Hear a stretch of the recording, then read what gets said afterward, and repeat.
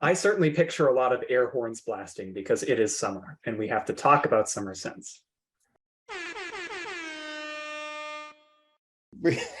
I'm sorry, I'm laughing a little bit because, there are some people who don't like the idea of discussing fragrance by season. I happen to like it, and I think it's very relevant, but I have my own reasons for that.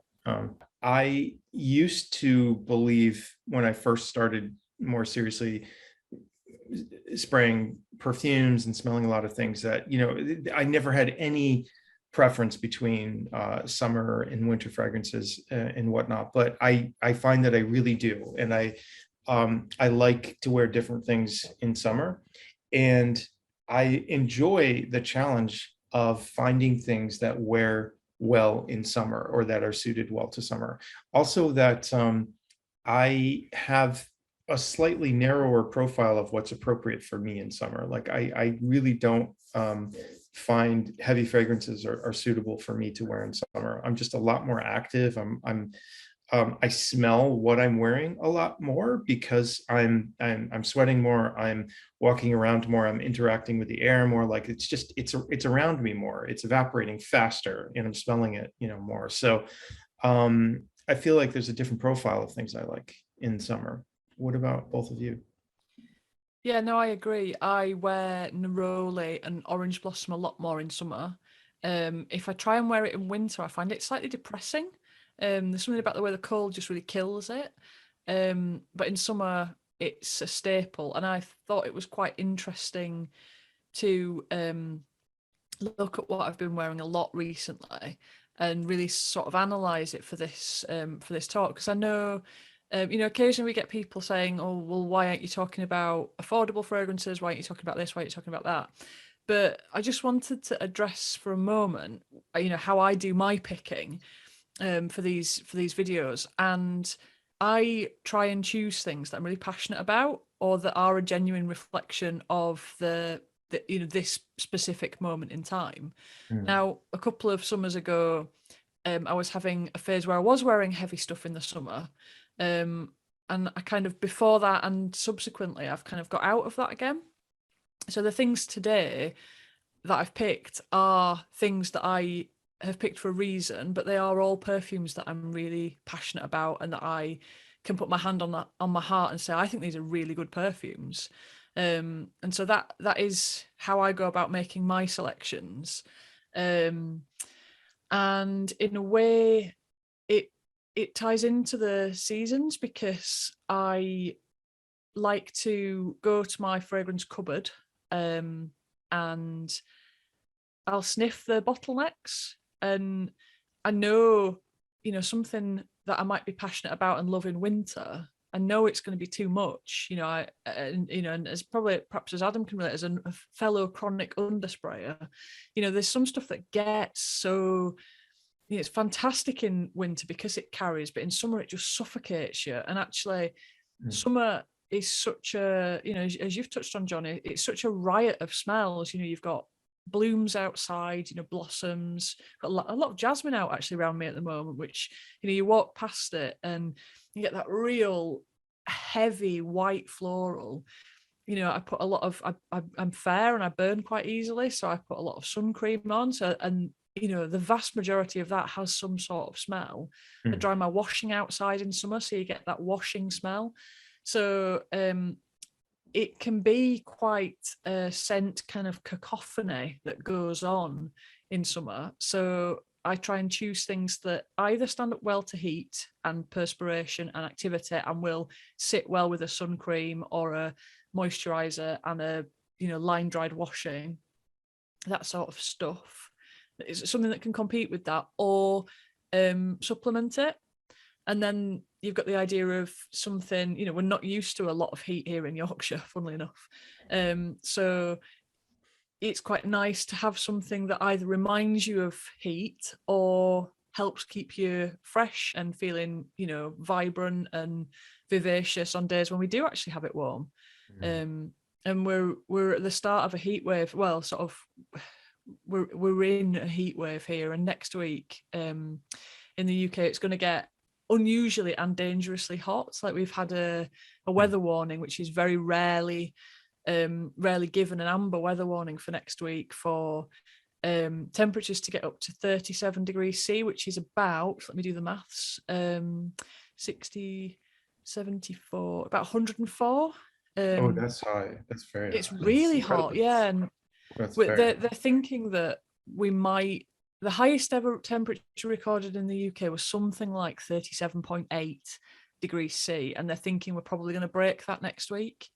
So I'm going to be falling back on scents that are strong but in a summery way, so citruses, and as it turns out, looking through my selection today, a lot of white florals, things that are gonna be able to cope with that temperature, and all the products I'm going to be slathering myself in an effort to not burn.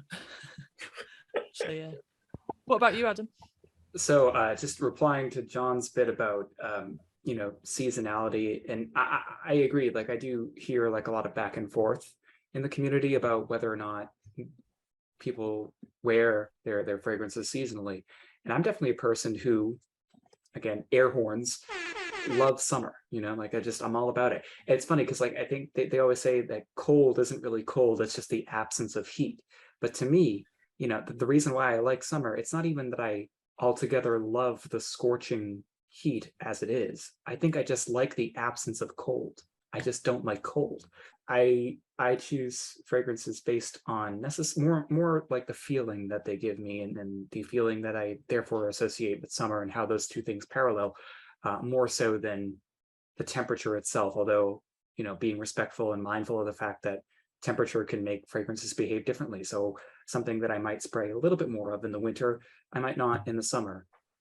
But I do tend to kind of separate my collection of fragrances based on relatively warm weather versus relatively cold weather.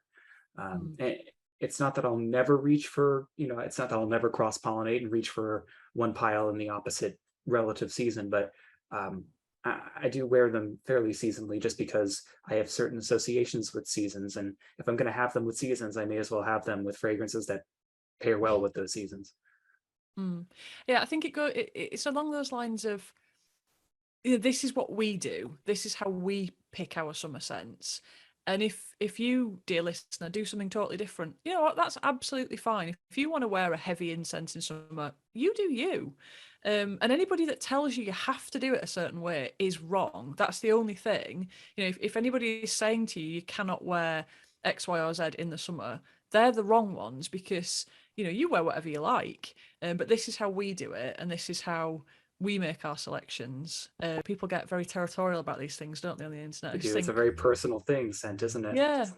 Well, so I'm sure there will be quite a good bit of diversity in our picks today in terms of the fragrances themselves. But before we get to those, I was curious. I mean, you've already mentioned a little bit, Nicola, about what summers in Yorkshire are like on your end. If there's any other highlights of the season that you'd like to make there. And then John and I, we live in very similar climates. I think the differences between us being only a state away from each other are in New England. So that's saying something. Small states up here. The differences in temperature for our summers are going to be more minuscule than the difference between us and you, for example. So what is the weather like in Yorkshire? Yeah, so typically we have relatively wet summers. If we're lucky, if it's a good year, which this year looks like it's going to be, we'll get warm days, long days, lovely golden light. Temperature will be about low to mid 20s is sort of a good standard, kind of summer temperature, 24, something like that, and you're getting a little bit warm, which is 48, 78 in Fahrenheit. Yeah, lots of light, nice light. You will sometimes get, particularly in this part of Yorkshire, because we have a big range of hills just to the north of us. What sometimes happens, or what happens relatively frequently actually, is if we have a few warm days in a row, it'll trigger thunderstorms.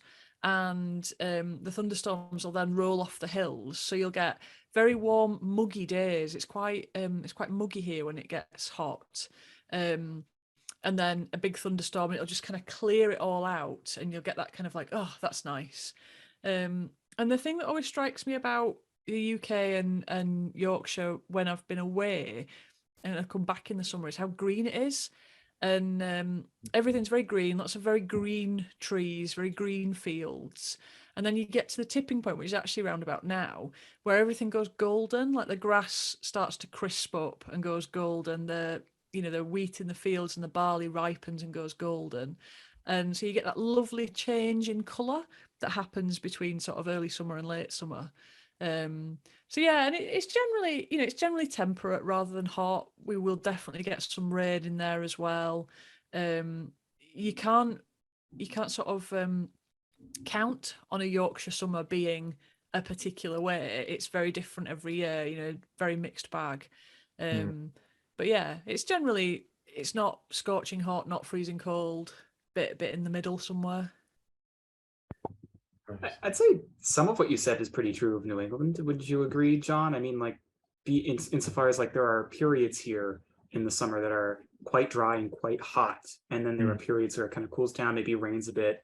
And I think July is generally like thunderstorm season, if you will, if you can call it that. Yeah, I was going to say there's definitely some similarities, particularly like I've noticed there were some summers that we will get hit with more thunderstorms, and you're right, especially after a buildup of particularly hot days that just are staying in the hot zone for a while, that will happen. I wanted to mention a favorite sort of trope of mine that's often done in like cinema and plays, which is kind of amazing because I feel like it connects to fragrance a little bit, where you'll find often, I just watched an episode of Alfred Hitchcock Presents, which was a series in the 50s, but there was one where there's used as tension building. There's like this heat in the city, which in this case it's New York, where it just keeps building and building and people are suffering and suffering, but there's this like hint of crackling thunder, but the rain doesn't come and people are waiting for it, and it just becomes this sort of nagging, and it finally comes and it sort of breaks this sort of plot element as well. But I've always found that very interesting, how there's this sort of connection, I think, between people's spirits and like the waiting for rain to kind of come and sort of like cool things off, which has always been kind of interesting.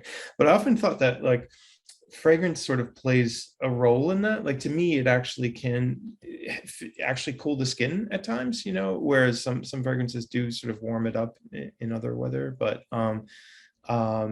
yeah, it can have that sort of cooling effect, or at least it seems that way to me, at least initially when you put it on. Yeah. One thing that I do like about our summer is that at the very tail end of it, and we obviously summer lasts until mid-September with the equinox, but what I like about the end of summer being more officially the end of August, because people tend to go back to school here around early September. So we even as adults who've been out of school for years, we tend to sometimes imagine the end of summer being the end of August, even if the weather is still warm. Something I do like, though, is that at the end of August, August is a month where I do pay close attention to the weather because my birthday is in August, and it's right in the middle of August, which is still very hot. But at the end of the month, there is like this week or two, typically like a week and a half, where the weather sometimes just like gets really cool, and you get like this wind coming down from Canada. With us in New England, we have that great proximity to Canada that if there's like a big northern wind that comes down, we really feel it.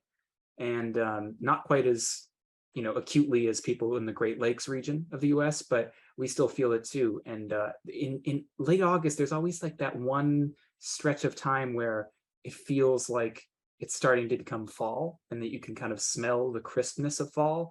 And then, like I said, in September, it tends to be hot still. So then it just ends, and then it's right back into heat in early September.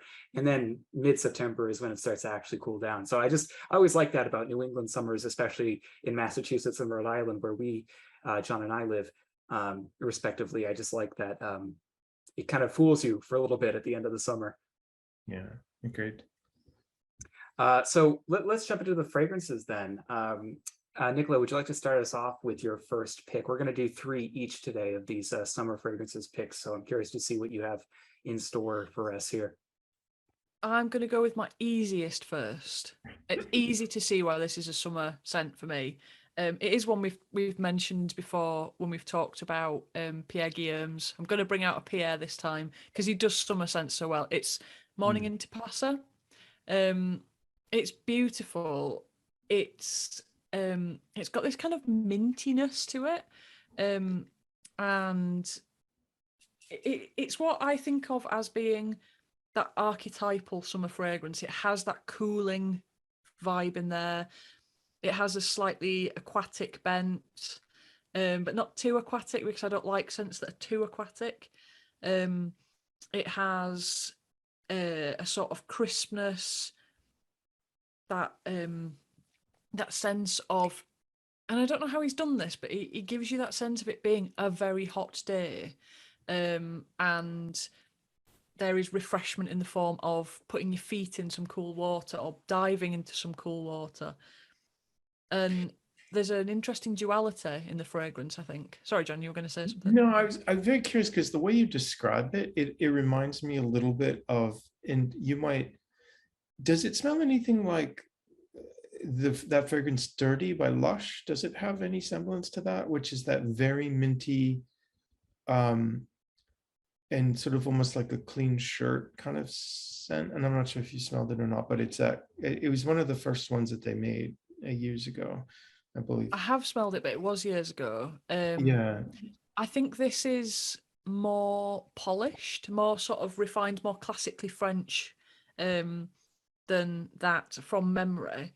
And did that have geranium in? I seem to think that might have had geranium in. I think I might be totally wrong there. I think it may, yeah. I think and this to me doesn't have that geraniuminess. So it's a really easy one to recommend to people if they say, I don't know where to start with a summer fragrance. This is a really easy one. I think it's very unisex. And it's very easy to wear. You put it on, you know, it's not going to demand lots of effort and attention from you. It does make you feel just like crisp. You know, it does have a crisp white shirt vibe about it. And then the base is this kind of lovely, soft muskiness. So it's a really easy scent to wear. I find it quite relaxing to wear. So it sort of reminds me a little bit of holidays in that sense. And it's just really nice. It has that brightness with a kind of minty coolingness, and it's that duality that I kind of keep coming back to, really. It would also pair particularly well with the shirt that I'm wearing today. I just want to mention that. Yeah, it's like, I don't think you needed to tell people that you loved summer because I think it's very evident from your shirt. That sounds very nice. It really does. I've always thought it's interesting to summery type fragrances that are also kind of a bit smooth, you know, because some summer fragrances can be a little sharp on, you know, like very top note heavy, very citrusy, which from my nose can, the downside occasionally can be that it's very sharp and very like kind of spiky in a way. But something that has a smooth, easy to wear profile is always really nice to encounter in a summer scent. I think it's the sort of wateriness and the herbalness. They give it a smoothness, whereas I think they could, you're absolutely right, they could be scratchy. I'm just looking at the notes. So it's spicy mint, lemongrass, pine tree, honey, bergamot, and jujube blossom. And it's that kind of lemongrassy, bergamoty, but it's the pine tree that stops them being scratchy. For me. And then there's that lovely, I mean, I just love mint in fragrances. I absolutely adore it, but it's so hard to do well. And this is rapidly becoming one of my favorite mint fragrances, I have to say. I am wearing it a lot and finding it very pleasant indeed. So it's a good one. Good one. I like it. How about you, John? What's your pick? This was a tough one because as I've said, I realized now I really like summer fragrances. So and I enjoy exploring and expanding them. So I chose one that's a little unusual, and I don't wear this a whole lot, but this is an Ormond Jane fragrance, and it's the one from the line called Privé. And it's filled with a lot of white flowers. The note that is most significant to me is it's an unusual kind of coupling of basmati rice and osmanthus. And there's just this tiny hint of pink pepper in here as well, which what I like so much is that there's so many ingredients in this. Like if you look at the note listings, there's tons and tons of stuff in here. And I mean, with a lot of her work generally, I think that she creates these, it's kind of interesting. The profile seems simple, but there actually is a lot of complexity inside the perfumes themselves. And this, apparently the story is that this was sort of, I guess, sort of her own fragrance that was eventually released out to the world. But there's a whole cornucopia of stuff. There's I mean, looking online here, that you've got gardenia blossoms, magnolia, clary sage, a bit of currant, petitgrain, some neroli. So it's got all of those things and all of the summeriness and whatnot. And just at the bottom, like these little hints of like, a little bit of sandalwood, a little bit of tonka bean and vanilla and things like that. But what I love about it is that it stays as it ends up in that kind of middle note range of those flowers, like magnolia, with touched a little bit by that basmati rice, which is a beautiful profile in here. Very subtle, just a hint of creaminess and just a little bit of that creaminess that you get from osmanthus, which I think is I don't have a lot of osmanthus perfumes, and I actually don't go searching out for it, because to me it's a very subtle note in fragrance, and subtlety is sort of king when it comes to summer fragrances. Like I need things that are a bit subtle. Things that are too strong amplify way too much on me in summer, and they don't become pleasant experiences. And there's something about this mingling of white flowers and citrus with just a hint of very subtle amber at the bottom that is kind of like it's just a perfect fragrance for me. I've smelled that, and it's such a good fragrance. I've recently got to know Ormond Jane better. I managed to visit their London boutique, which was lovely. Nice. And I've been bowled over by them. They're such good scents. They And really are. I know. I think the basmati in that one is just beautiful. It's comforting, isn't it? It's comforting, but not in a stodgy way somehow. It's really, I'm really pleased you've picked that one, because I really like it too. Yeah, and what's interesting is that I remember when I had heard a few folks mentioning that this was a really good perfume. They were not referring to this at all as a summer fragrance, as this just more of a kind of everyday wear. And it was almost by, I don't want to say accident, it was just like, oh, why don't I try this just the heck of it and see if it would work well on a hot day. And it really is the perfect hot summer day fragrance for me. And I would definitely recommend it to other people to give it a try. And it's it's a bit niche. It's not outrageously expensive at all. Like I think it's definitely like, it's certainly, you get what you pay for. Like it's very, very good. And I think for someone who's looking to expand what they consider to be like really wearable for summer, this is a good pick. Yeah, and if people do have the chance to visit their shop, I think they're going to move, but at the moment it's maybe Old Bond Street, something like that, and they have this gorgeous shop. Linda Pilkington, the founder of Ormond Jane, is quite often there. But if she isn't, they have the most fabulous store manager. I think his name's Christian. And so apologies if I've got that wrong, but he was so helpful and so nice when I visited, and the whole setup was very intimate, very cozy. There's seats so you can sit down, there's lovely fragrances, there's like the room fragrances, the whole line. You can kind of sit, it's a little bit sort of 70s, that kind of Cool. but sort of 70s modern decor. It's kind of orange and sumptuous and mirrored, and you can kind of sit there and feel like you've come from, I don't know, sort of some amazing 70s hedonistic nightclub, and you've come to pick your perfume, and it's a really nice experience. And Linda and store manager, who was possibly called Christian, let's hope he is, because I'd feel really bad if I got his name wrong, were both just so welcoming and so lovely. So yeah, Oh, that's great. huge thanks to them for having me, and please do go and visit if you get a chance. It is in London, Yeah, because it's a lovely, lovely place. excellent. That's great. What about you, Adam? What's your first? So you had talked about the importance of subtlety earlier, John, and that's something I kind of wanted to bring up.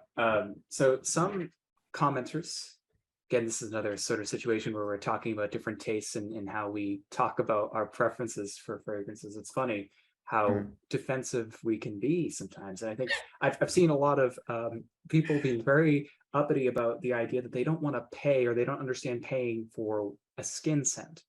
And to me, that's interesting. I mean, I think to me that's like there's a difference between how I would think about a skin scent and how I would think about a scent that's not worth paying for. To me, a skin scent is just a scent that is acceptably, keyword acceptably, and that's going to change per person, subtle. It's not necessarily loud or screechy, or it doesn't have this beastly performance that we often see lauded as the best in fragrance, which, I mean, it's certainly not objectively the best. I understand that people want to get their money's worth for things, but to me, some are scents, some of them are really best when they are very subtle, because they don't get blown out by the heat or sweat, right? Like things that are going to happen when it's summertime here in the Northern Hemisphere. So to me, summer skin scents to me should be defined by an acceptable level of more subtle performance, rather than automatically calling a skin scent a waste of time or money. Let's give them a chance, right? So I wanted to give a scent that I think is kind of a skin scent in a good way. Some notability here. Aqua Nobilis from Profume Aroma. I don't have a bottle of it because admittedly they are a bit high in price. I do love that they are very oily, and their concentration tends to be quite high. But what I like about Aqua Nobilis specifically is that it has that kind of oily texture without being overwhelming, or without being something that you'd only imagine wearing on a cooler day. I think it kind of justifies the heat of summer justifies wearing a scent like this, where it comes off as inoffensive and pleasant and just joyous, without needing to be screechy or loud or excessively bright. There's really something kind of darker, mintier, darker green hues, if you will, if we're relating it to color, about Aqua Nobilis that I really enjoy, because it maintains like a sense of coolness and like that counterbalance to what's around you in the summer, being the environment or the humidity. So having something like this, where you have like this very kind of simple, uncomplicated vetiver note, and not too much to Nicola's delight, I'm sure, the geranium that is present in Aqua Nobilis is not that like super gardeny, super skunky. It's not that kind of take on the accord. It's really subtle. Like every accord in here feels like it's been aged for like 10 years and then added to it. Fragrance blending doesn't tend to work that way. I'm just using that as sort of a metaphor. It's like everything in it feels very sun-baked to get like rid of all the top note screechiness, and the rest of it just feels very linear and aged. That's what there's no real need to kind of dive into the notes. It's not a very complicated fragrance. It's minty, a little geranium, a little vetiver, and some musks, and it just sort of softens all of it out, and nothing stands out too much. And as we discussed in our well blended episode, for those of you who have seen it, you might recall us having one way of defining what a well blended fragrance is. Many people like to associate that notion with fragrances where you can't really pick one note out from the other. I would say fans of that kind of well-blended fragrance, people who define well-blended by that definition, will probably like this one, because yeah, you sense geranium, yeah, you sense vetiver, yeah, you sense mintiness, but it all kind of comes together and makes one new smell, and it's like that for almost the entirety of the wear. And that's something I really think is nice about a summer scent that can do that and just sort of be calming and consistent throughout the entire day, no matter what you're doing while wearing it. I remember having a sample of this that I sprayed years ago, and I haven't smelled it in quite some time. So you may have to kind of remind me a little bit of this, but I recall this being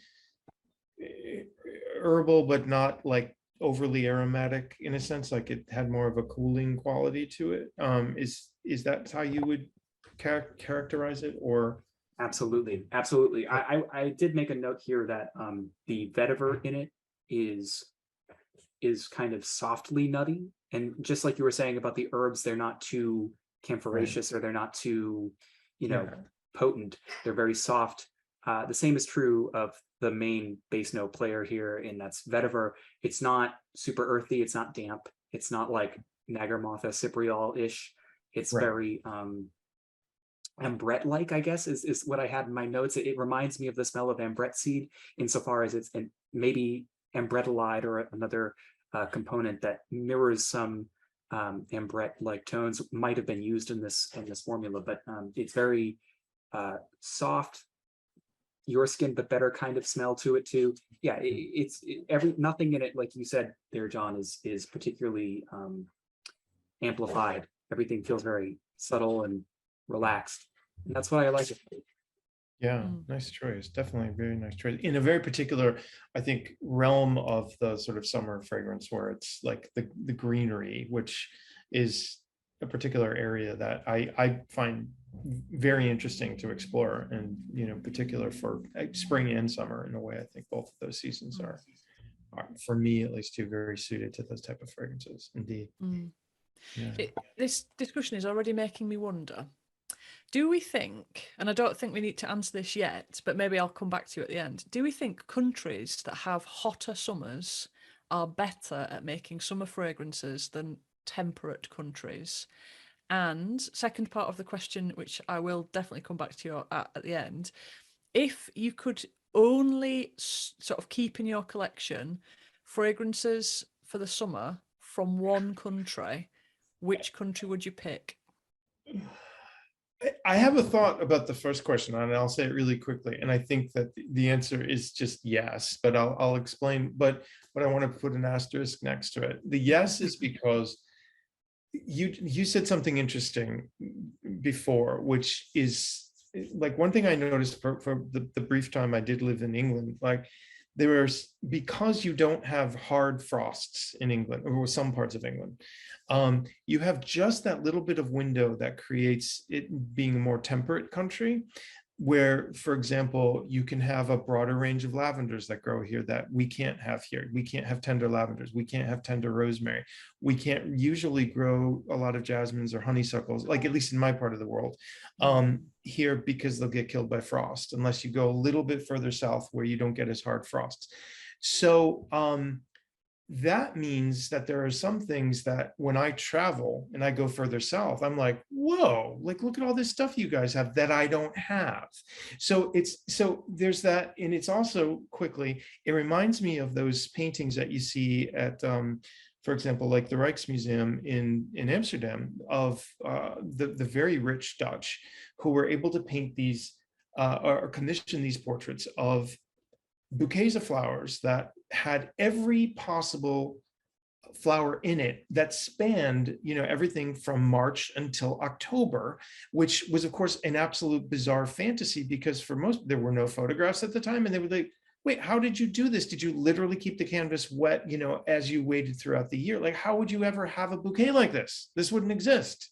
So it was a fantasy of things being alive that would never be alive at the same time. So I guess what I'm saying is, you do have some parts of the world where things are alive and growing for a longer season. And so they're literally around you. And so it populates your imagination in a way that people from other climates just simply would not have. And so we have to recreate it or watch it in films or, smell them in bottles, which is going to be a little different. So I think that it changes your perception I was just in Miami, and it's just very strange to see, like frangipani and lang lang on trees, and you just bending the damn branch down and smelling it directly off the tree. Like, I just don't get that experience every day. I really don't, So I think it does matter. And I do think that it would affect how it enlivens the imagination of someone who makes fragrances. So it doesn't necessarily mean they'd make them better, but I think that they've got the damn things growing right next to them. And so it would change how they perceive them.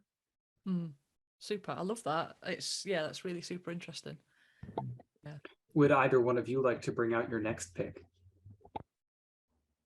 How about you, John? Because you're on a roll.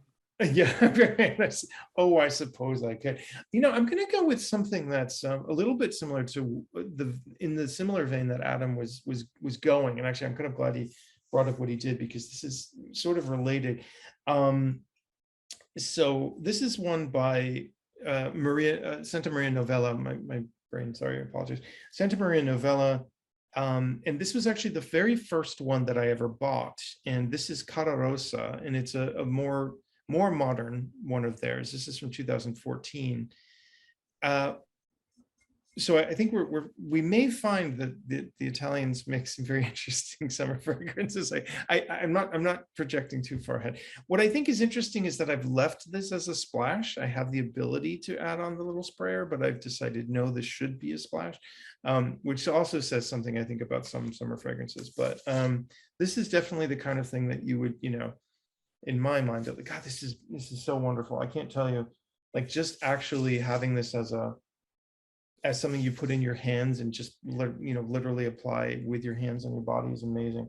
What the profile of notes in this is really pretty wild. It is supposed to kind of represent the smell of the countryside and being outdoors and whatnot. But the profile is simple and fascinating.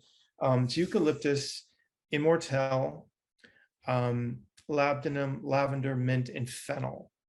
It's glorious. It's absolutely glorious. The very primary savory. Sounds very savory. It does, right? It does.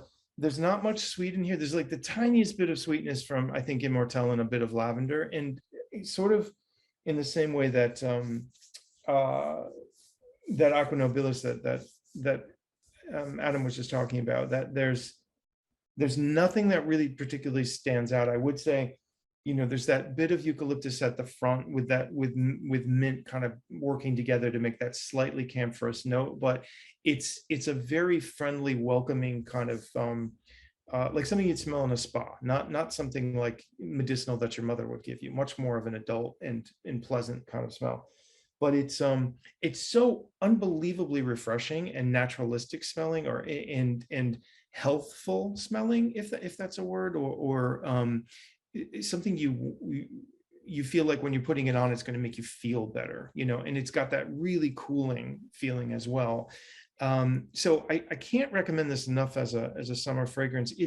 It's probably one of the lighter of the fragrances from Santa Maria Novella, and it's not as it's not the little bit of amber from labdanum that you get is, it's going to sustain it a little bit more, and you're probably not going to feel or smell this probably after 4 hours is your absolute tops on this one. But for those 4 hours, or those first 2.5 hours, it's a stunner, and I'm thinking that, you don't have a lot of fragrances that have eucalyptus in it. Another that I'm thinking of is like Royal Mayfair by Creed, which is a real stunner of a fragrance.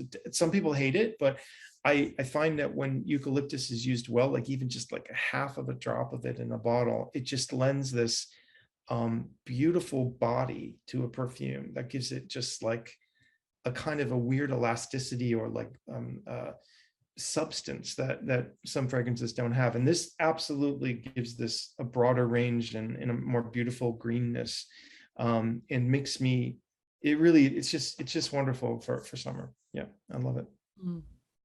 Yeah, I think I totally agree with you about eucalyptus. When it's used well, it's a bit like mint. It's really hard to do well, but when it is done well, it stops you in your tracks, and you think, yeah, I need to smell that. That's interesting. It is.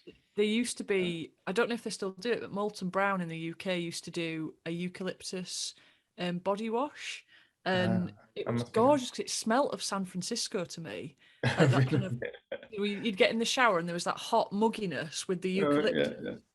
And it was such a good sort of sensory experience. You know, I'm not sure it would work as well as a perfume, but just that the heat and to me, eucalyptus pushes, it sort of seems to push things apart so that they have space between the different ingredients. You know, you can kind of, it does that to things, and then they quite often come back together as the eucalyptus disappears. So I find there's that sort of out and then back in feel to stuff sometimes that have eucalyptus in, which I really like and find really enjoyable. Really interesting. Yeah, that's an interesting perspective. I hadn't really thought about it like that, but it definitely is. It's very spatial. You know, it's very. It has a very spatial feel to it. It's never, in my mind, terribly linear or flat. Yeah. You know, it definitely kind of operates well in the air like that. I definitely agree with you. Yeah. It sort of feels like if you got something that had a lot of eucalyptus in, maybe it could bend time. It's got that kind of, you know, because I start really messing with you. I love that idea. That's awesome. What about Nicola? What have you got next on your list of things? We're going medium level summer next, so this is like a little bit harder than Morning Interpassa, but funnily enough, owned by the same guy. Although I'm not sure who the perfumer for Pure as You by Fade On is my second pick. Not sure who the perfumer was for this actually, because I think it may have been out before Pierre Guillaume bought Fade On. Maybe I might be wrong on that. Oh, I didn't realize that he bought Fade On actually. Yeah, so I think they were existing, and then his company took them over and now has both. Now, Fade On to me are one of the big sleeper brands of the fragrance community. Nobody talks about them. Even Pierre Guillaume himself, you know, admits that they don't actually do that much with the brand, but they have some superb fragrances, some absolutely superb fragrances. And the one that you're smelling is, I'm sorry to interrupt you, the one you're smelling is which one? Pure as You. Pure as You. I don't know you'd say that in an American accent. It's quite hard to say. Like I don't know if anybody's watched 30 Rock with the whole rural Jura. It reminds me of that because it's really hard. Like Pure as You. It's really hard to say. It's not. Is it a complicated scent? I don't know. It's sometimes described as being a little bit like a solid note, or a soliflor around orange blossom, but I get so many different facets of the orange blossom that I don't really care about that. There's definitely a greenness in there. There's a figginess. There's a lot of space taken up by the white floral. It feels quite solar as well. And then for me, I get a really warm, honeyed vibe. And if I was to sort of say what it calls to mind, it would be eating really ripe figs, drizzled in honey, sat under a load of orange blossom and jasmine, you know, somewhere tropical, somewhere Mediterranean. It's really nice. And I think it was one of the first perfumes that I wore in a very hot, very hot place and thought, this is actually enhanced by the heat. I don't wear this in winter at all, actually. But in summer, the way it lifts from the skin is really amplified and is really beautiful. And it feels like an aura. It just feels like it hovers around you, being delicious and delightful and very heady, but without, it's sort of heady but natural smelling. And I don't mean that in a sort of trite way, but it smells, you know, like if you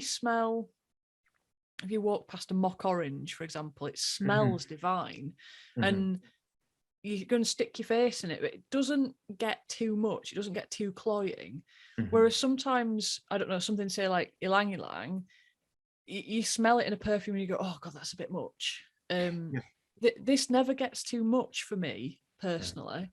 It has that vibe of sticking your head in a mock orange bush, but not, but it being real rather than a simulacra of it.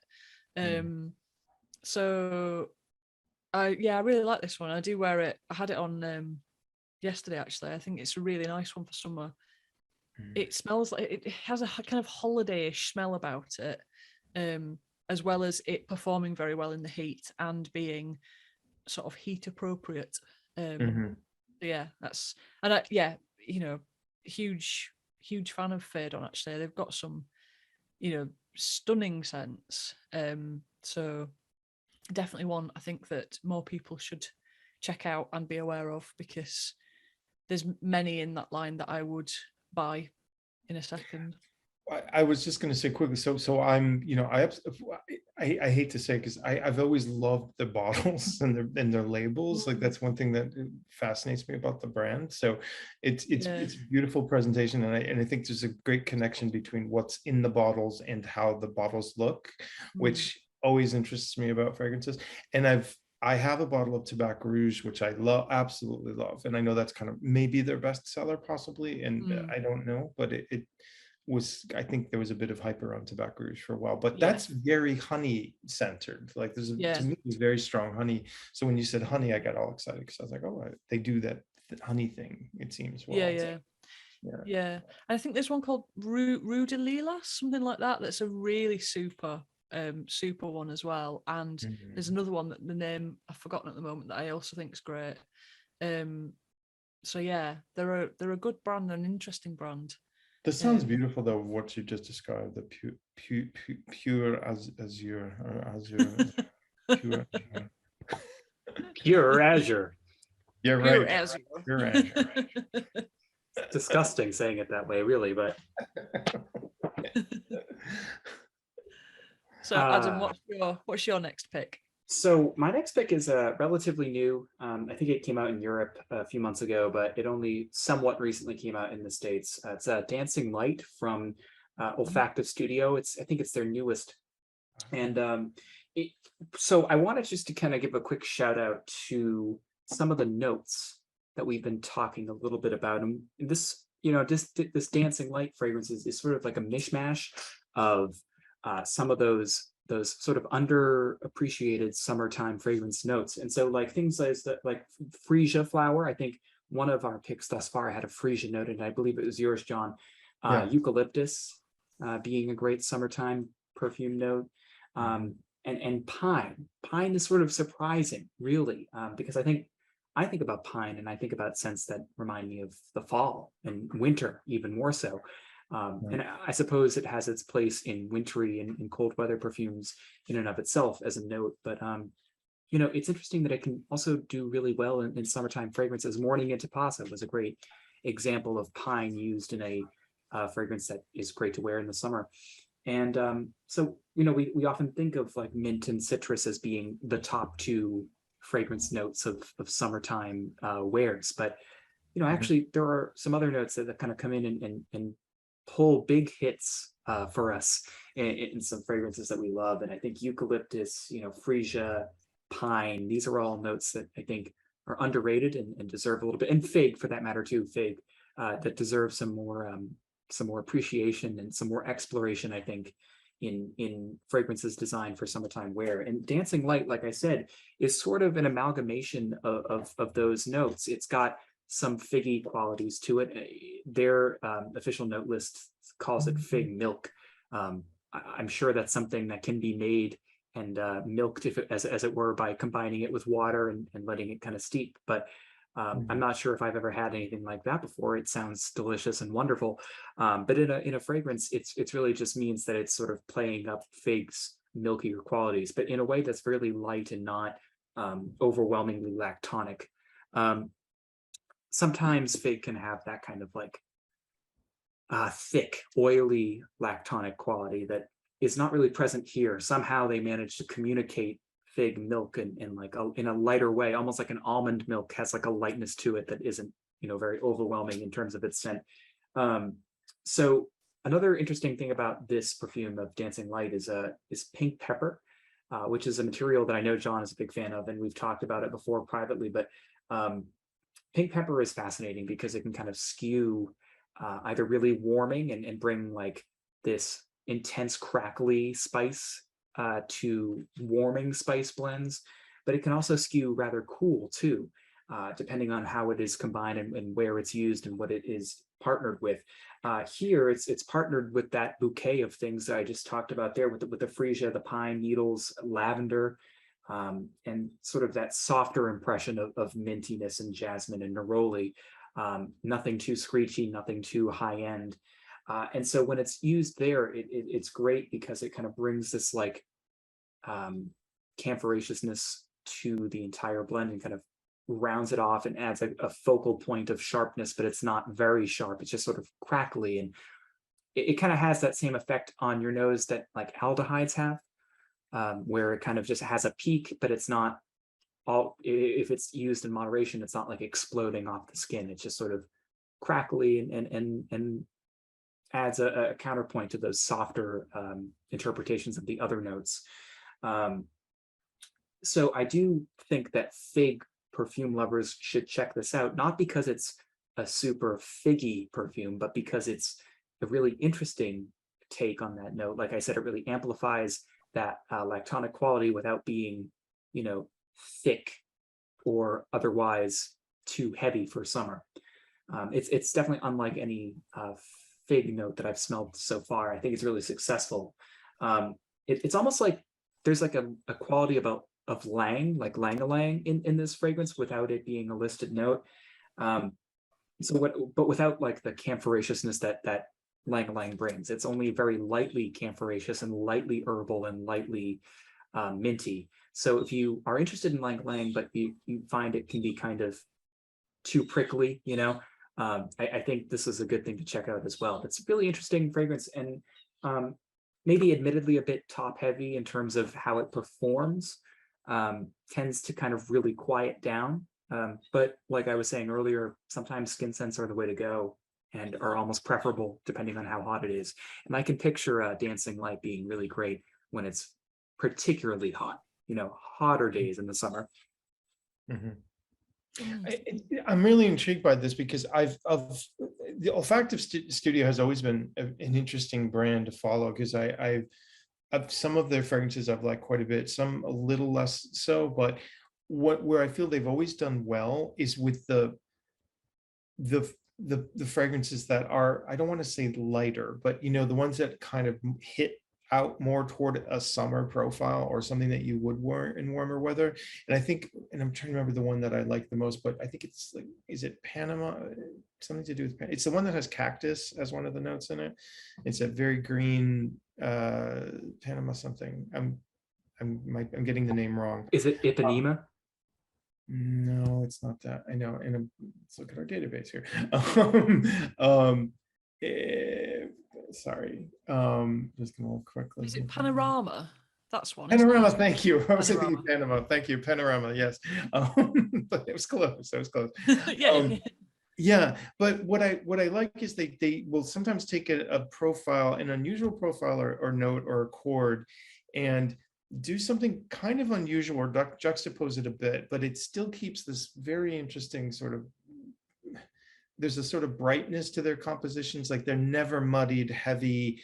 They're very anyway, there's something very interesting about how they approach making compositions. And I always love too that they juxtapose a photograph with an image, and I'm imagining that there's probably quite an interesting sort of Dancing Light imagery that goes along with this, but yeah, it's a shame I didn't bring the box down, because the box has that photo on it, and it is, as you said, it's sort of images of the northern lights, so that's the inspiration behind it. That's pretty cool. I'll check it out definitely. But it sounds really lovely, and like I said, I always really trust the compositions they do, that they're really good at focusing on lighter profiles. I think that's where they shine in some of their compositions. It sounds really cool. Actually, now that I'm thinking about it, Nicola, I feel like this would be right up your alley. It Yeah. seems to be almost a companion piece to Morning in Tapasa in a way, Yeah. because where Morning in Tapasa feels very like sun-soaked and light and like bright, I feel like this is maybe a little bit more like evening sun setting kind of thing. This is all Yes. relative, right? This is kind of nonsense that I'm spewing, but I definitely think that there's a symbiosis between the two. Yeah, and what I really like, one of the things I really like about these chats is that I can imagine the Venn diagram of our tastes, and I think there's, there's a lot of overlap, and there's the bit where you guys overlap that has geranium in, and I'm just like, absolutely not. But then there is, there is a confluence in the middle where we're all, there's a lot of things that we can all appreciate for whatever reason, and I think it's nice, when you say, I think you might like this, I take note, because I trust your opinion, and I think it's really cool. I love getting new recommendations. Right, no. Absolutely. So far, I think we've chosen, all of us, some fragrances that feel very easy wearing.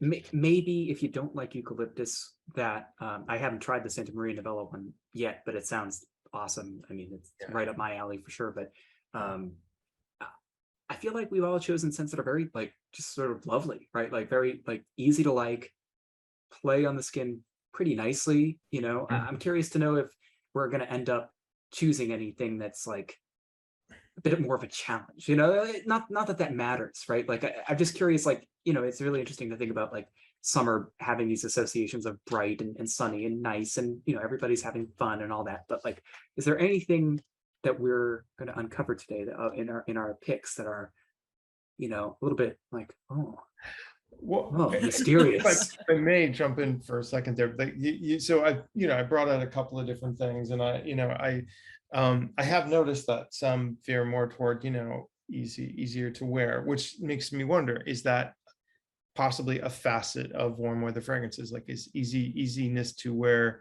for me, is that something that I consider like kind of a checkbox? I did choose one though that I wore recently, which is an unusual wear for me.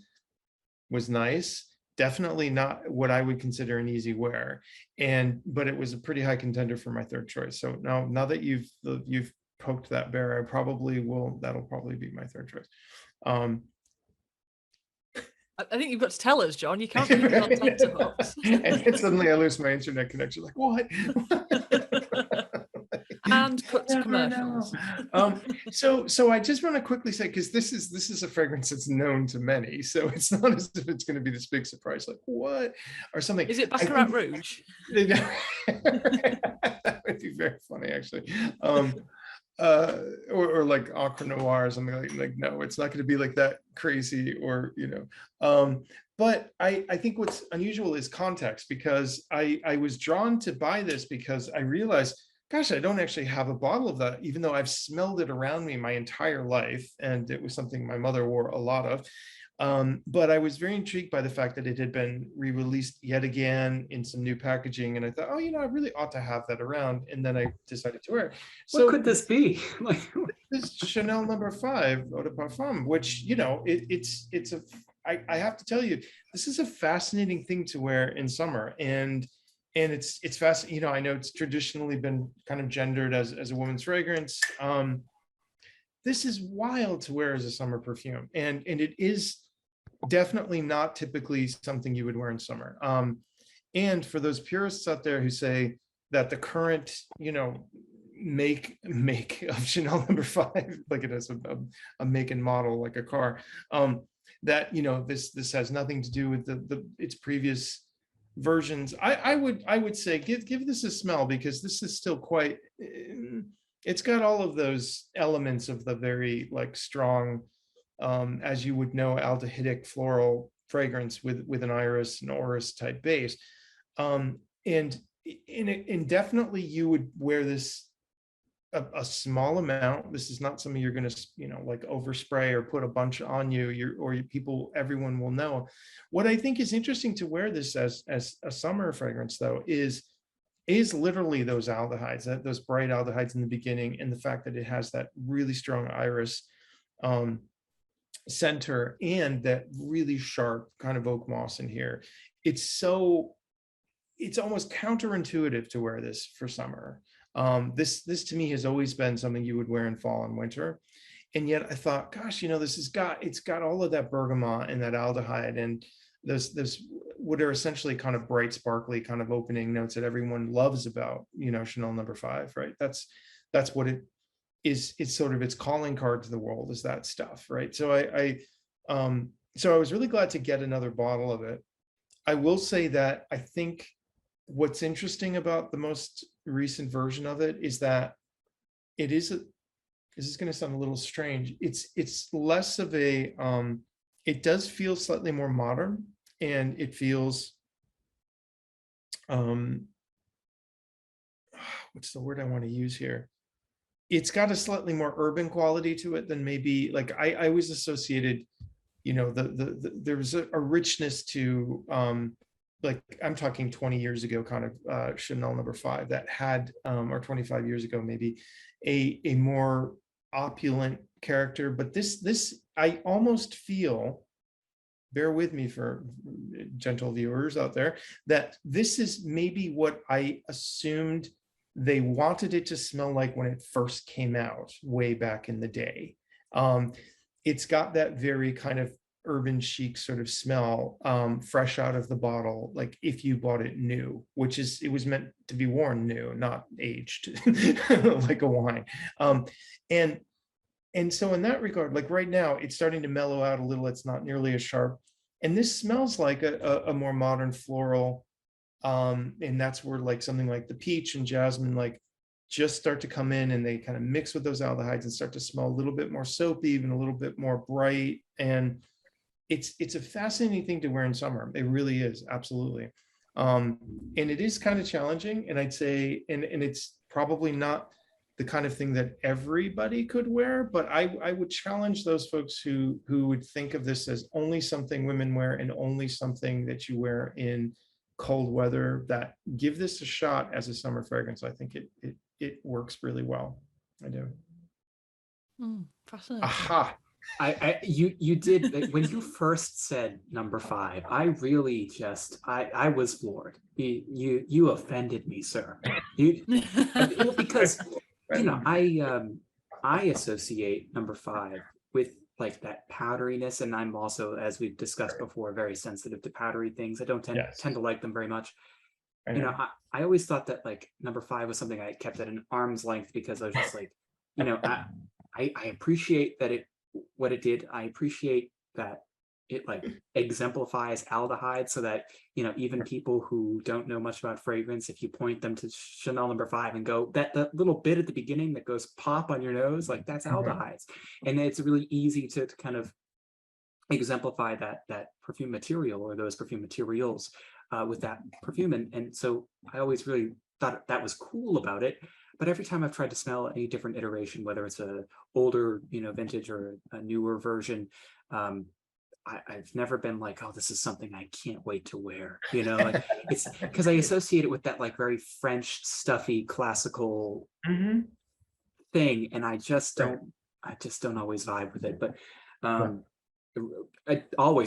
rarely vibe with. I rarely enjoy that. I hear you, and I know where you're going. I know where you're going with that, and it always still can feel like something that you put on with like a dabber, like just a little bit on the wrist or something, like that type of. That's all you need, really. Not the way that I wear or think, or but if you even let me extend it a bit, like what I like about the most recent Eau de Parfum is that it has this.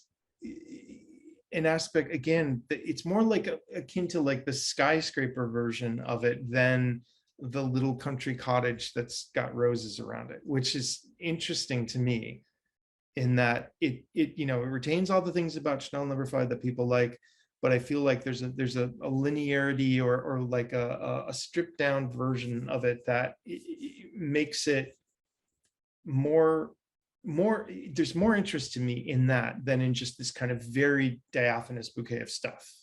I actually find this a slightly more modern, stripped down thing that I think really sings in the sun and in heat. I really do. and I will never wear it around you, Adam, I promise. Well, yeah. Well, yeah. Sometimes you need to be open-minded, and sometimes you need to stick to your laurels. And I don't know if it's ever going to be for me. I just don't know. Nicola, I have to know what your next pick is. I have to know. So I think this is the most challenging of my three, and it's Trey by Neela Vermeer. So I'm going to tell you the notes list because it's mad. Ginger, cinnamon, elemi, blackcurrant, basil, cardamom, sandalwood, saffron, clove, jasmine, incense, myrrh, agar wood, vanilla, amber, Virginia cedar, vetiver, patchouli, and oak moss. It's quite a notes list. Buck wild. Yeah. I picked this because I wore this fragrance predominantly initially in winter and autumn, because just by dint of when I bought it, when I got this bottle, I was actually gifted it by Neela, and I thought I knew it. You know, I thought I knew the perfume, and I thought it performed in a certain way, and it was a spicy sandalwood scent. And then I was out walking one day, and I just sort of picked it up before I went out and sprayed it on without thinking. And I set off walking. It was a scorching hot day, and I spent all day with this fragrance thinking, that fragrance is not how I thought it was, because the heat does something. It makes it sing. And it reveals all these different facets that I hadn't noticed in the cold. Now, I still love it in the cold, but now I appreciate it in the hot. Now, it's not like they're two entirely different perfumes, but there's nuance there that you know, like in the winter, it's a complicated fragrance. It's a very complicated fragrance. In winter, I think you probably get 60 to 70% of the nuance coming through. In summer, and the higher the heat, the better, the more of that totality I think you start to get. And you notice the really interesting ginger. It has that earthiness, but also has that kind of citrusy luminosity. There is that sandalwood there, but it becomes more, it sounds a little bit mad, but it becomes more mobile than it is in the winter. In the winter, it just feels like it sort of hums along, whereas in the summer, it becomes kind of sinuous and ribbony.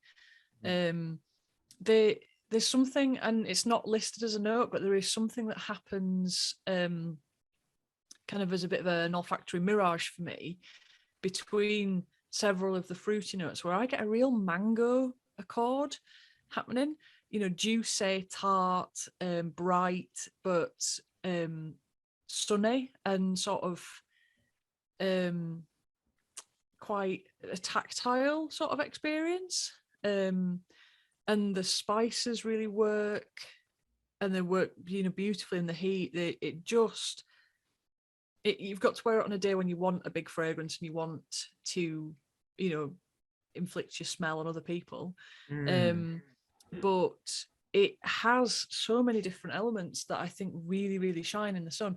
Now, you know, Neela's Indian French.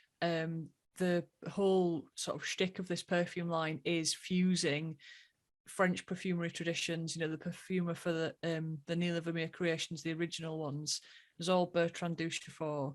So you've got that really interesting mix of cultures, and to my mind, this illustrates that best, because you've got a lot of those spices, you've got the heat, but you've got them presented in this sort of classical French structure somehow. It's so interesting, and there's such a lot of hyperbole in fragrance land. We've talked about this before. It's one of those scents that I actually think if fragrance was put in museums, this would be one of the scents that people go and, you know, admire and kind of go, wow, it's as good when you see it in real life or when you smell it in real life as when you see the print of it. You know, it's That's nice. it's just a really good perfume. And yeah, I didn't think it was a summer perfume until I accidentally wore it in the summer, and now I very much do think it's a summer perfume. You know, they're at a pricier end of the spectrum, but you need such a little bit of this. It's so powerful that I one gentle spray on a wrist with a dab, one gentle spray on my neck, and that'll be me all day, and it lasts as well, and it lasts in heat, which is just, yeah, I don't know, there's something, I don't ever feel like I do it justice in how I describe it. It's so complicated, and it's got so many facets, and yeah, I find it quite kaleidoscopic and quite fascinating and quite spellbinding all at once. It's just, you know, I'm there in, you know, the heat of India in a spice market, but I'm also there in the heat of France in the summer. You know, it's just such an interesting melding of influences, and it's yeah, absolute top notch scent as far as I'm concerned. I wonder if, you know, I was just thinking about you mentioning sandalwood, and I've never thought about sandalwood, you know, that's not, you know, Adam mentioned some interesting ingredients, called out some, you know, that ought to be sort of focused on more as, like, you know, summer things, but I never particularly thought about sandalwood in summer, and yet it makes a lot of sense as that, you know, because sandalwood is never in your face, right? It always is that very beautiful, subtle kind of, you know, backbone to a lot of fragrances, and I haven't really worn a lot of sandalwood based fragrances in summer. Well, and it just kind of wonder. Let's park that thought until we get to honorable mentions. Good idea. I've got an answer for that, Oh. and I've also got an answer for your number 5 in my honorable mentions. So we've talked a lot already about you know, some notes that we think should be focused on more, and it seems like we're kind of following in each other's footsteps as we go along and saving our quote unquote most challenging fragrances for last, and talking about why it might be more of a challenging thing, and insofar as like smelling something that you might not always pick for summer in other seasons, or vice versa, something that, you know, you don't normally associate with a summertime pick, and there being value in picking it up in the summer again and sort of giving it a shot. So Moonlight in Chiang Mai is my last pick from the House of Dusita. Moonlight in Chiang Mai is really interesting because, you know, as necessary as it is, I think, to talk about these, you know, breezy, citrusy, lighter bodied, you know, fragrances in the summertime, I think it's also really important to talk about fragrances that have a bit more body to them without being overwhelming or getting aspects of them being just sort of blown out and, you know, overheated and not necessarily well communicated in the heat. So what's interesting to me about Moonlight in Chiang Mai is that it kind of accomplishes, you know, that convincing citrus accord that lasts. In this case, it's yuzu, while also maintaining something of like a more of a rich, you know, body that has that quality that you imagine a summer night having, you know, sort of, you know, rich smells in the air, almost a sense of sultriness and just a full-bodied scent, and you don't always attain that in you know, some of these really classical summery picks. So that's something that I really respect about Moonlight in Chiang Mai. It has that. Patchouli and benzoin in the base kind of, I think, are the main players providing that sense of body and almost oiliness again. It has this sort of addicting, suave character, and, you know, patchouli does that, I think. But another element of this is nutmeg. It has a kind of out of left field note of nutmeg involved in sort of the middle of the wear that kind of comes out, and it's really interesting to have that like spiciness that isn't terribly warm. It isn't terribly like Christmassy or baked goody. It's not particularly sweetened as a spice note.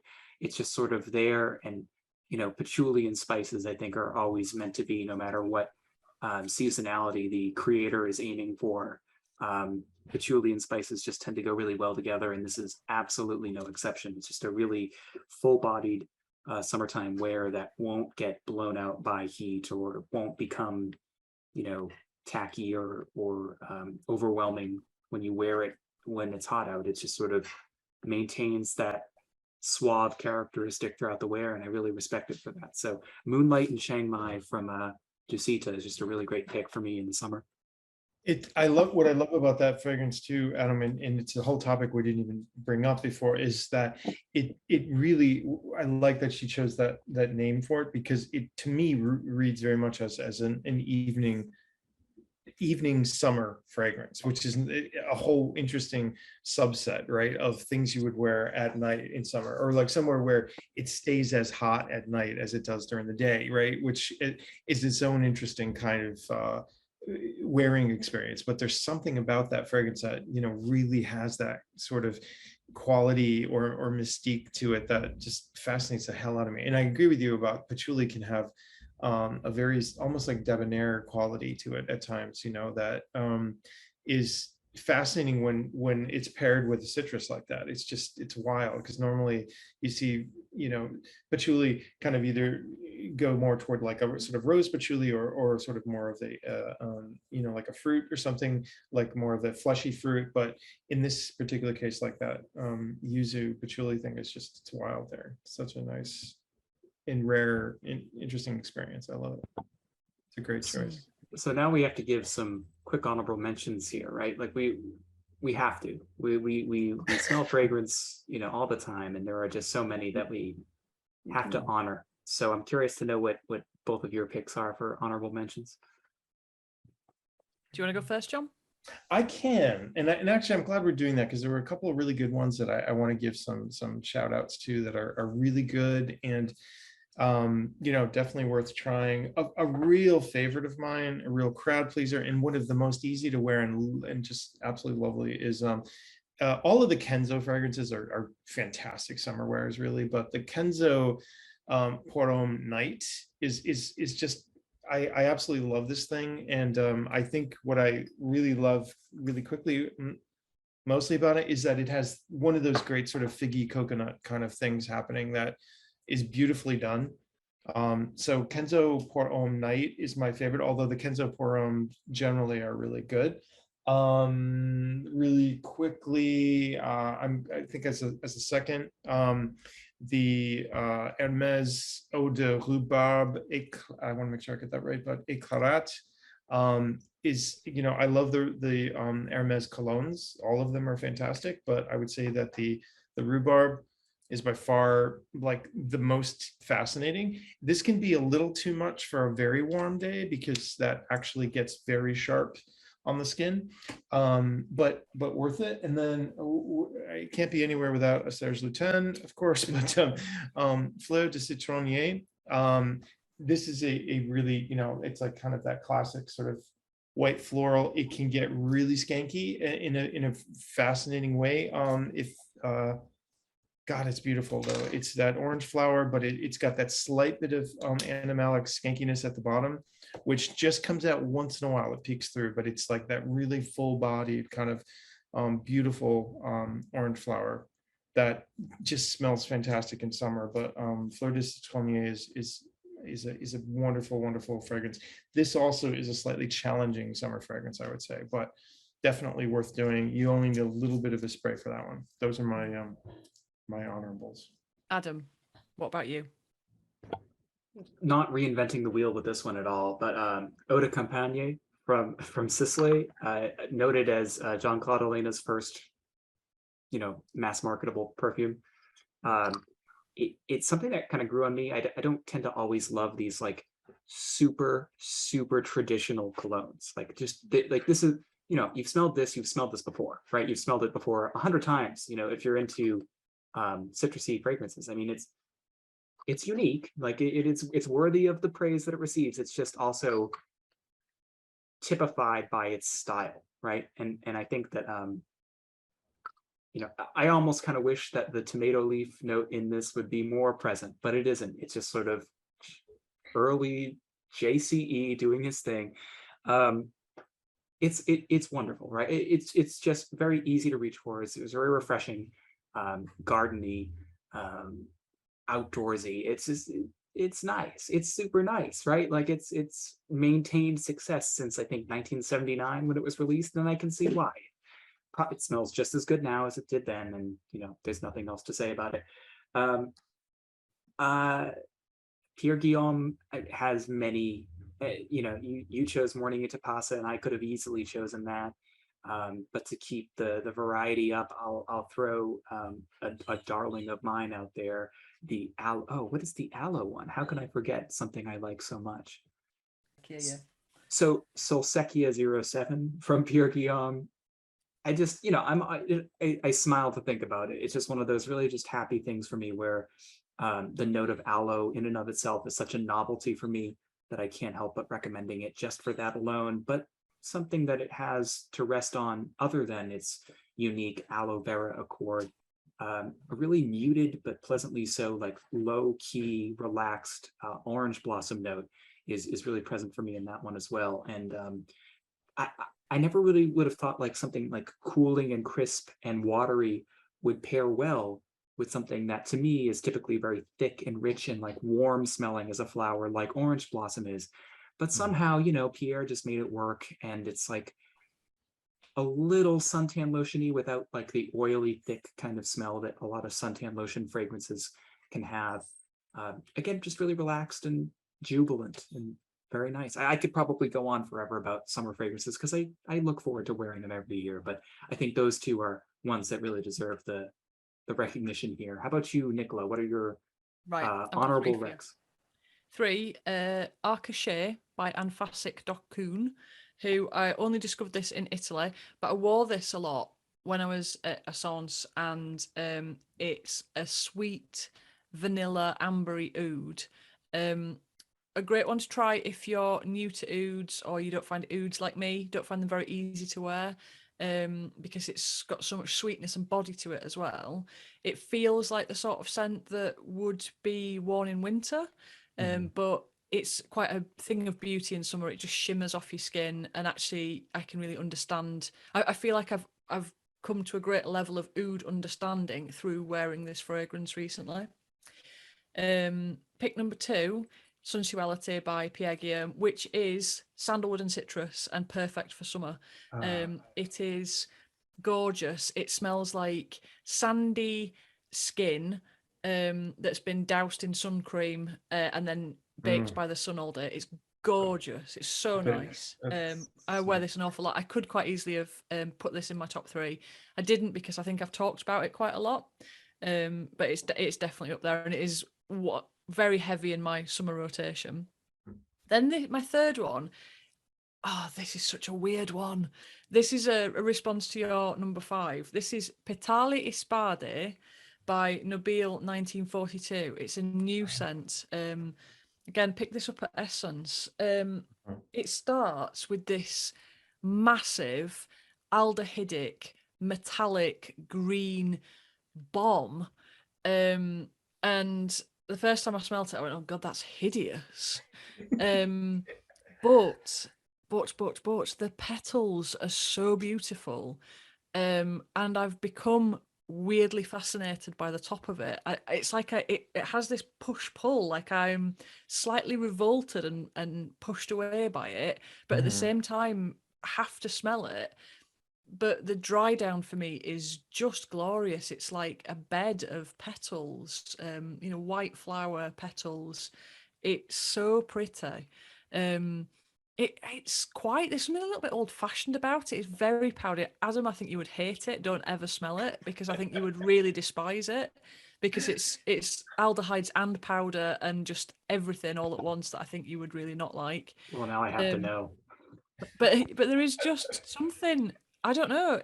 It has a real traditional vibe. It has a real, if my grandma had worn it, I wouldn't have been surprised. But there is something really good about it that I'm really enjoying in the warmth. And I keep like putting it on and being like, I don't know if I hate this or I love it. I think I love it, but it's a bit weird, but I like it. Yeah. So to finish, I'm going to come back to my question. If you'll indulge me, you get to keep one country that makes summer sense, which country do you pick? For You get me, all the brands from that country. It's for summer sense, it's gonna have to be Italy, I think, because I just find I'm gravitating more for summer sense more and more towards Italian. But they kind of can't seem to go wrong in a way for me for summer sense. That yeah, I'm gonna have to say that. Yeah. I don't think, and I'm not. I promise, I'm not trying to suck. Like be just saying this for the sake of our English co-host here. I think it might be England, and I say that because there are some like sets of notes that I think are very English, like that combination of like violet leaf, black currant, sandalwood, kind of like that that you see in like GOF Trumper as a house. Not that I'm like a huge fan of Trumper. I really like them. I think they're interesting, but it's not like I dream about them at night or anything. I just I like that profile. Like I like that kind of earthy, like makes me think of rain, not because England does, but because those notes are darker and they can kind of skew that way. Also just, I know that, it's the day of forgetting names for me, I guess. There are a couple of indie English makers who I'm really into. And honestly, 40, and this is something that Nicola and I have in common, 4160 Tuesdays, makes a lot of sense that I have started to get into and really appreciate in the summer. So maybe it might be England, surprisingly, not the first country I think of when I think of summer, but there are some profiles found in the fragrances from your nation that I have to really admire. So maybe that's my pick. Yeah. Maybe I'll throw a wrench in the works and choose England. Yeah. I think it's interesting. I did a holiday where I moved through several European countries, and Italians definitely smelt the best, definitely. However, I think I'm going to pick France because I don't think I could live without Pyrgy fragrances in my life. And actually, if I pick France, I get to keep all three of my top picks tonight. So I'm going to go with France. But thank you guys for joining me again. It's an absolute pleasure as always to chat to you, and I always come away from these feeling slightly wiser. So thank you. As do I. We only hope our listeners do too. Yeah, wonderful to talk with both of you again, and let's do it again very soon if we can. Let's, yeah, absolutely.